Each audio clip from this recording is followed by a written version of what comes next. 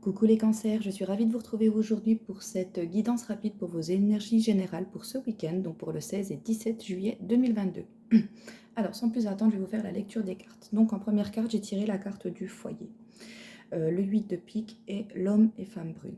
Alors, qu'est-ce que ça nous dit? Donc, la carte du foyer, en fait, alors là, avec le 8 de pique qui suit, elle peut nous indiquer pour ce week-end quelques tensions, honnêtement, un manque d'équilibre, un manque d'harmonie. Il se peut qu'il y ait voilà, des disputes, des disputes, mais vraiment après lesquelles, vous voyez, on se sent froissé, on se sent blessé. C'est vraiment des émotions qui sont assez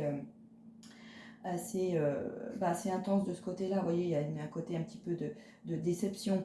Peut-être qu'il y a un manque de réciprocité également. Le 8, c'est vraiment le côté un petit peu de l'harmonie.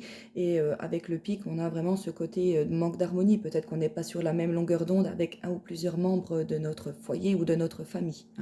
Donc il se peut voilà, qu'il y ait vraiment des petites querelles familiales, ou du moins avec l'entourage également, ou avec son conjoint, qui peuvent un petit peu porter à préjudice pour ce week-end. Le 8 de pique peut également nous indiquer tout ce qui est en question de la maladie du médecin également. Donc il se peut pour ce week-end, il y ait un ou plusieurs membres de votre famille qui soient malades. On est obligé d'appeler le médecin. Vous voyez les énergies un petit peu, c'est pas des énergies agréable à vivre. Donc il se peut également qu'il y ait cette notion-là dans votre foyer pour certains d'entre vous. Donc quand je dis le foyer, je ne peux pas répéter à chaque fois, c'est le conjoint, les enfants, l'entourage, la famille proche, etc. D'accord. euh, voilà ce que ça peut également nous dire.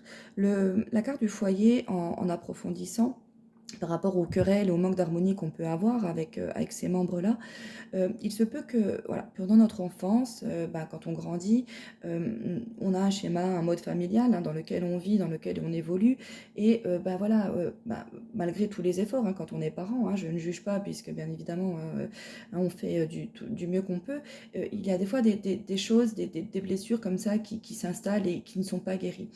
Ces blessures-là, si vous voulez, on peut avoir tendance à les répercuter en fait dans sa vie, dans la vie qu'on se construit, dans le compagnon, dans la compagne que l'on choisit. Vous voyez, on peut par exemple avoir un partenaire qui ressemble fortement, je dis une bêtise, son compagnon ressemble fortement au trait de caractère de son papa, alors qu'avec son papa, on a des rapports un petit peu conflictuels, vous voyez, mais c'est une manière un petit peu on n'a pas réussi à passer le cap à un moment donné.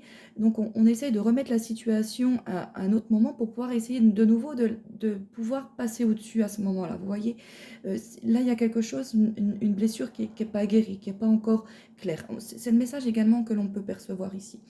En complément, on a la carte de l'homme et de la femme brune.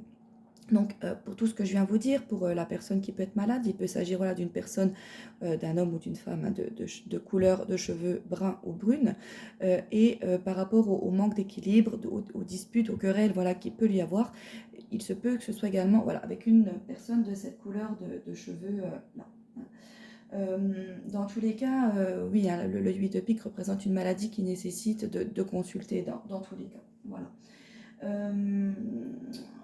Écoutez, voilà, c'est les messages principaux, c'est déjà pas mal, puisque voilà, on voit quand même qu'il y a pas mal de déceptions et de conflits, de sentiments blessés qui sont à venir. Mais voilà, cette carte, elle peut également donc, nous inviter à remettre en cause ou réévaluer des situations, la nécessité de prendre du recul par rapport à quelque chose.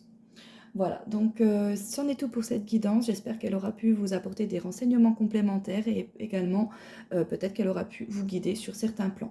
En tout cas, je vous fais plein de gros bisous mes cancers. Ciao ciao.